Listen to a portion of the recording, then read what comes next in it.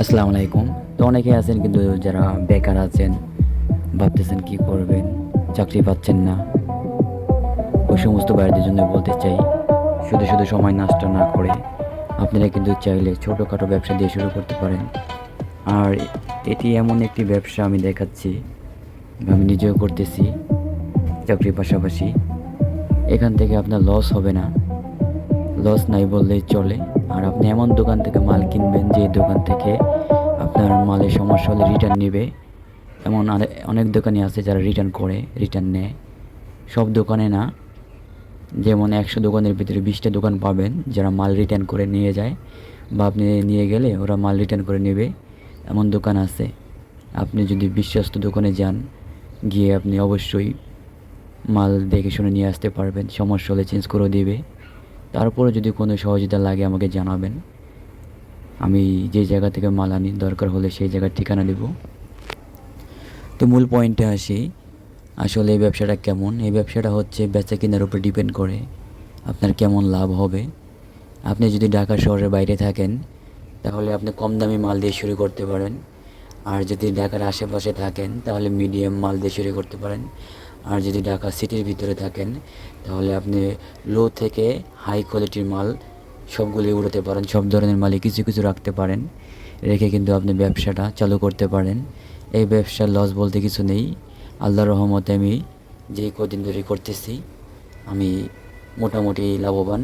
সবসময় ব্যবসা করতে পারি না, সময় পাই না। তারপরে যখন সময় পাই আমি টেবিল আর একটি ব্যাগ নিয়ে বের হয়ে পড়ি। তো যতটুকু পারি আমি চেষ্টা করি কাস্টমারের সাথে ভালো ব্যবহার করে মালটা সেল করার জন্য। তো এখন আমি একটি হেডফোন দেখাচ্ছি, এটা হচ্ছে পাতা হেডফোন। এই পাতা হেডফোনগুলো কিন্তু খুবই চলে, ঠিক আছে। এগুলো বিভিন্ন ব্র্যান্ডের হয়ে থাকে, ওরাইমো, বেস, আরও অনেক কোম্পানির হয়ে থাকে। এগুলো কিন্তু অরিজিনাল না, কপি।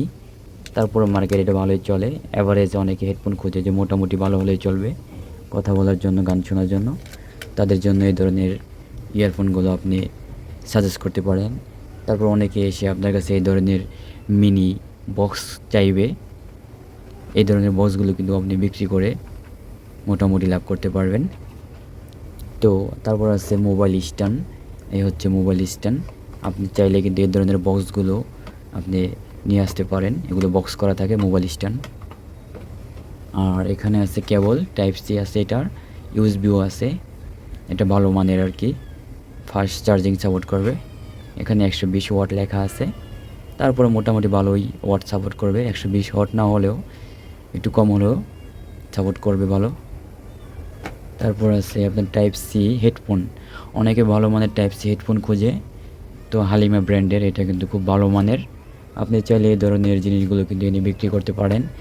তারপরে যে এফডি ইয়ারফোন D58, এটা কিন্তু কথা বলার জন্য সাউন্ড কোয়ালিটিও কিন্তু ভালো।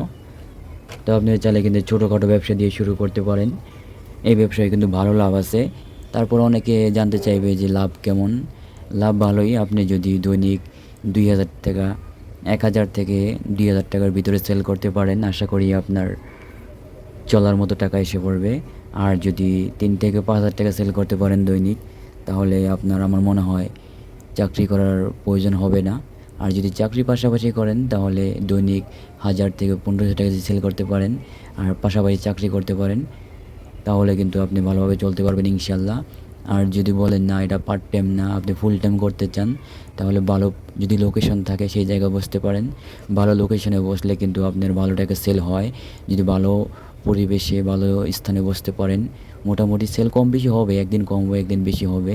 তারপরও যতটুকু সেল হবে না কেন, আস্তে আস্তে আপনি চাইবেন মালের আইটেম চেঞ্জ করতে, নিত্য নতুন মাল আনতে, কাস্টমার সাথে ভালো ব্যবহার করতে। এরকম করতে করতে একসময় আপনার দেখবেন কাস্টমার বেড়ে যাবে। আর অনেকে অনলাইনেও বিক্রি করতেছে, আপনি যদি অনলাইনে না পারেন অফলাইনে বিক্রি করলেন।